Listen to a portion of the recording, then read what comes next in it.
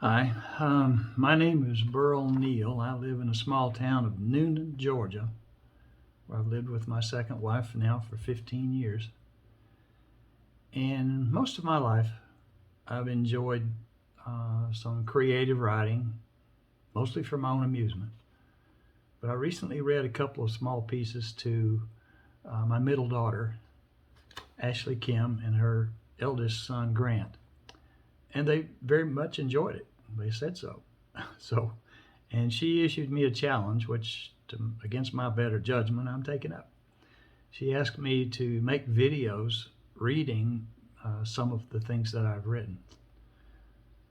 And that's what I'm starting here right now. This is the 25th day of May in the year 2022. Now, her statement was that I should read this in my own voice so that my children and grandchildren would have access to the things that I've written over the years. That's great. I hope they can enjoy it.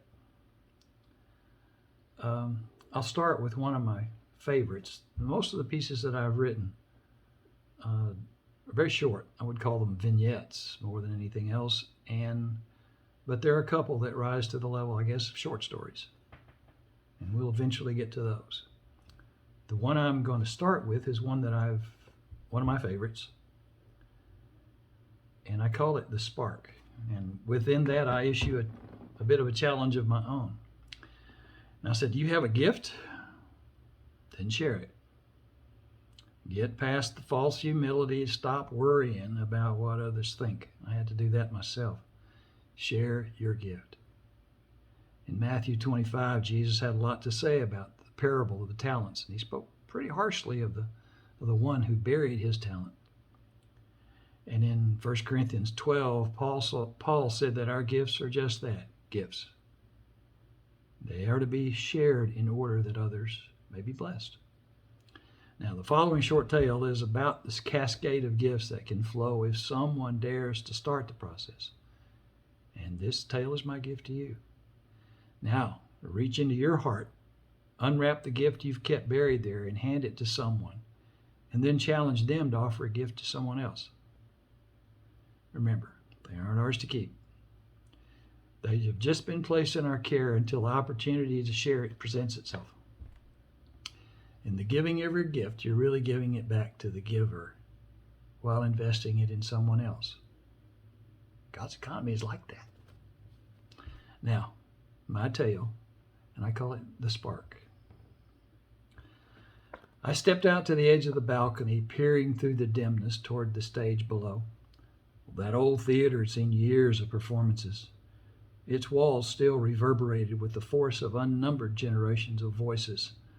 The oak planks of its stage had been polished and autographed by legions of soft shoes, taps, and satin slippers. But on this particular night, that ancient showcase of skill and talent seemed to stand alone with its memories, resting from the performances of the past and the crowds that they had drawn. Lost in my thoughts, I was surprised when an unseen hand threw a switch and a yellow pool of light was splashed onto the stage by a single spotlight, creating a sea of illumination, a bright ocean landlocked in a country of darkness. And a few seconds later, from out of the surrounding blackness, a silk-clad foot touched the edge of that pool of light like a swimmer testing the waters before committing her body to their chill, then retreated back into the shadows, back and forth, into the edge of the glow, then back into the darkness. Something held her at the borders of that small nation of light, fearful to be its citizen, but compelled to conquer it with her twin armies of art and passion. A shy half-step forward brought her into the cone of light, unmasking a young but determined face. The glow of love on that face was unmistakable even from my distant vantage point. How I knew it was love was a mystery to me, but some part of me recognized it and entered it into my spirit's ledger instantly. I also knew that it was a great love, and it was the genesis of her passion. And thus emboldened by her taste of the light, she stepped into its center, a pointed toe her vanguard. And thus committed, she raised her head, inhaled deeply, positioned her feet, and raised her arms in graceful arcs above her head. Then a thing of great wonder transpired. As I watched, some inner music began, and she let it lead her into movement, and the girl gave way to the woman. A woman of rare grace, a figure of power and beautiful violence. A heart and a body, both born to the dance, were set free from the prison of fear and self-doubt, and their flight of freedom was a wild and wonderful thing to behold. Lost in her kinetic offering, the girl didn't notice the old man when he too stepped to the edge of the light. The old man's spirit had responded to the same heart call as the girl's. Lifting his violin to his chin and pulling the bow across its strings, he drew from his instrument his own heart's cry, the sweet, wavering voice that wrote eulogies to worlds lost and penned anthems to a universe re-won by God's mercy. Marching armies could have tread the bridge erected by that sound, a bridge that spanned the chasms of sin, a bridge that had brought the old man home again. As he played, the swirl of his music blended with the flourish of her dance, and their artistry and devotion were alloyed into a singular act of worship. Now, it was at this point that I first noticed the boy. He was about 9 or so and carried a Roy tan cigar box under his arm. Wearing a pair of baggy jeans and a Dallas Cowboys jersey, he made his way to the stage, placed the box on the planks, and then climbed up on the stage himself. Opening the box, he took out blocks of colored chalk and began to streak the floor with wild splashes of color. As he worked, oblivious to all else that was going on, he began to transform the floor around him into a tableau of passion, writing his love song to the prince in the silent language of line and hue. A second spotlight flared to life, laying claim to the area of the stage where the boy was kneeling. Angels and devils, battlefields and Edens ebbed and flowed around him, cartwheeling in every color known to the human eye. And while the chalk paid tribute in the boy's guiding hand, the old man played and the girl danced. Then with a graceful leap, en jeté, the girl lifted from her circle of light and gracefully alighted amid the patterns of the boy's creation. Well, a gasp went up from those who watched, shocked at the certain ruination of his delicate work. But as her landed leap gave way to a series of pirouettes, the spinning touch of her toes did not ruin. Instead, each step touched the colors just so, blending them and adding a dimension of motion to their stationary beauty. Clearly, another creative hand was at work here.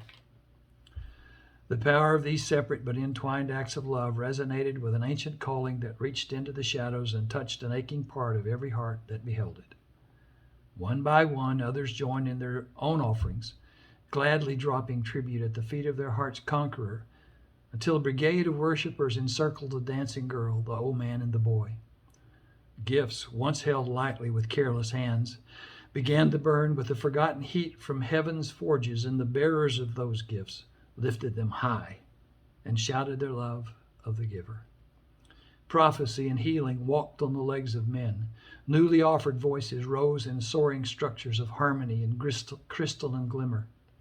The warp of voices and weft of instruments wove together into a tapestry of praise. The fabric of the singing wrinkled against the architecture of sounds born of brazen horns and burled woodwinds. Strings of violin and cello, wooed by swaying bows, spoke arias to the prince.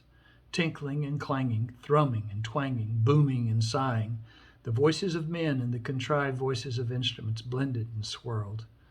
A billowing cloud of sound that unfurled like the battle standards of 1,000 armies. And so it was that a cry of love that refused to remain hidden within the soft confines of a girl's heart became a spark. And that spark landed in dry tinder on the floor of a vast forest, a forest of human hearts, and great was the burning of that forest. And when he smelled the smoke, the God of the ages grinned and remembered a king who had once dared to dance for him. Thank you.